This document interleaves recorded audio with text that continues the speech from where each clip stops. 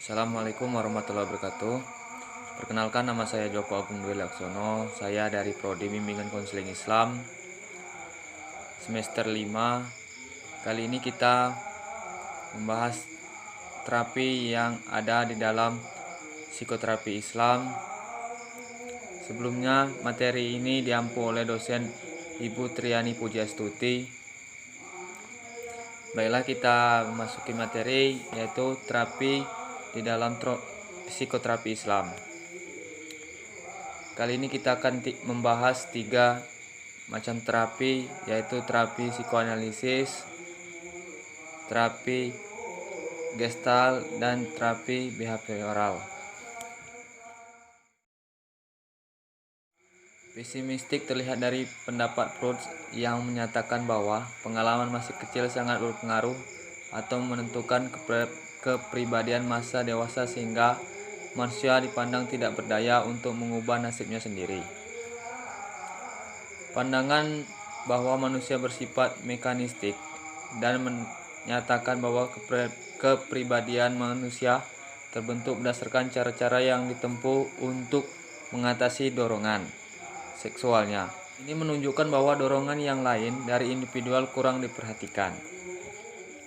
Dan selanjutnya, manusia dideterminasi oleh kekuatan-kekuatan irasional, motivasi-motivasi tak sadar, kebutuhan-kebutuhan dan dorongan-dorongan biologis dan naluriah, dan oleh peristiwa psikoseksual yang terjadi selama 5 tahun pertama dari kehidupan.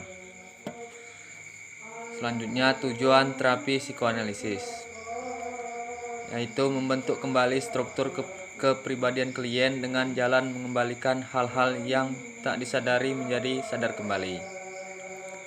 Dan proses terapi dititik beratkan pada usaha terapis agar klien dapat menghayati, memahami, dan mengenal pengalaman-pengalaman masa kecilnya, terutama pada umur antara 2-5 tahun.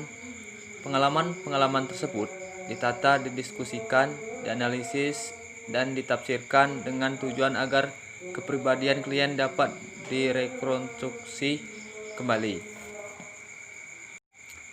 Sedangkan peran terapi psikoanalisis berusaha agar klien mendapat wawasan terhadap permasalahannya dengan mengalami kembali dan kemudian menyelesaikan pengalaman-pengalaman masa lalunya yang belum terselesaikan. Selanjutnya, teknik-teknik terapi psikoanalisis.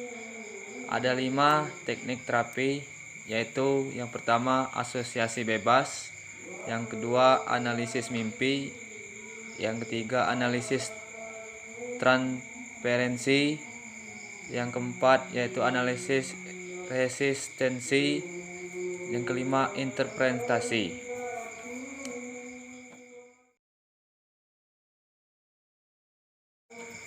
Selanjutnya kita memasuki terapi Gestalt, yaitu pandangan terapi Gestalt terhadap manusia. Pandangan Gestalt terhadap manusia berakar pada filsafat eksistensial dan fenomenologis. Ia menekankan pada konsep-konsep perluasan kesadaran, penerimaan tanggung jawab pribadi, kesatuan pribadi, dan mengalami cara-cara yang menghambat kesadaran. Salah satu sumbangan utama terapi Gestalt adalah penekanannya pada di sini dan sekarang. Berfokus pada masa lampau dianggap sebagai salah satu cara untuk menghindari tindakan mengalami saat sekarang dan sepenuhnya. Sedangkan tujuan terapi Gestalt yaitu menjadikan klien tidak bertanggung pada orang lain dan menjadikan klien menemukan sejak awal bahwa dia bisa melakukan banyak hal, lebih banyak dari apa yang dipikirkannya. Sedangkan peran terapis Gestalt yaitu membantu klien dalam melaksanakan peralihan dukungan eksternal kepada dukungan internal dan menentukan letak jalan buntu dan titik tempat individu menghindari mengalami perasaan-perasaan yang mengancam karena dia merasa tidak nyaman. Selanjutnya, teknik terapi Gestalt menggunakan permainan, yaitu permainan dialog, dan berkeliling. Selanjutnya ada latihan saya bertanggung jawab. Ada juga permainan saya memiliki rahasia. Yang ada juga permainan proyeksi dan teknik pengembalikan. Selanjutnya ada permainan ulangan dan ada permainan tatap dan perasaan. Itulah materi terapi Gestalt yang bisa saya sampaikan. Selanjutnya kita memasuki materi terapi behavioral. Pandangan terapi behavioral terhadap manusia, yaitu manusia menurut terapi behavioral bersifat mekanistik atau merespon kepada lingkungan dengan kontrol terbatas. Kehidupan dalam alam deterministik dan sedikit peran aktifnya dalam memilih martabatnya.